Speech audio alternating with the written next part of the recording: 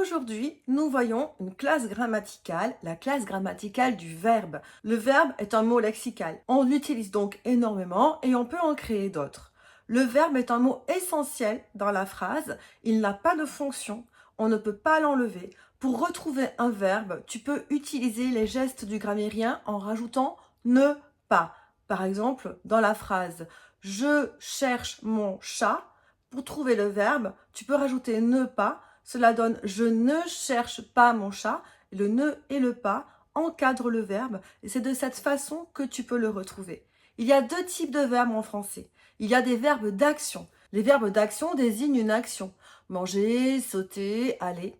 Tu as également les verbes d'état. Les verbes d'état, c'est comme si tu mettais un égal entre ton sujet et ton verbe.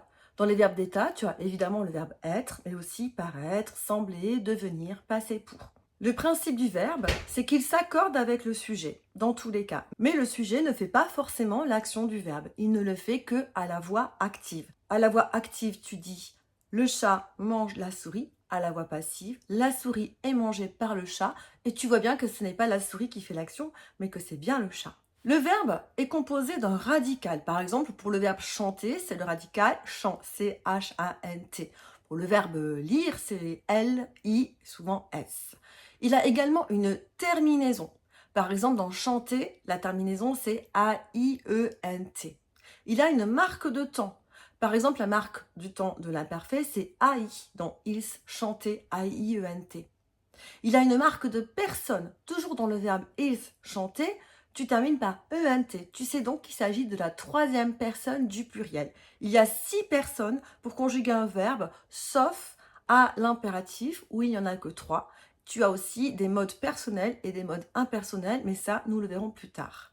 Quand tu peux mettre un COD derrière ton verbe d'action, par exemple, je mange une glace, tu dis que ce verbe est transitif. Quand tu ne peux pas mettre de COD et que tu ne peux pas mettre de COI, tu dis qu'il est intransitif. Par exemple, le verbe mourir, le verbe planer, le verbe briller sont intransitifs. Tu as également les verbes pronominaux. Ils se conjuguent toujours avec un pronom personnel. Par exemple, je m'échappe. Les verbes impersonnels, eux, sont utilisés avec le pronom impersonnel il, comme il pleut, il neige, il fait beau. Et puis, tu as aussi les verbes d'état qui se construisent avec un attribut. On appelle ça les verbes attributifs. Par exemple, il paraît gentil. Gentil, c'est l'attribut du sujet il. Et après ce type de verbe, tu as forcément quelque chose. Il paraît tout court, ça ne veut rien dire.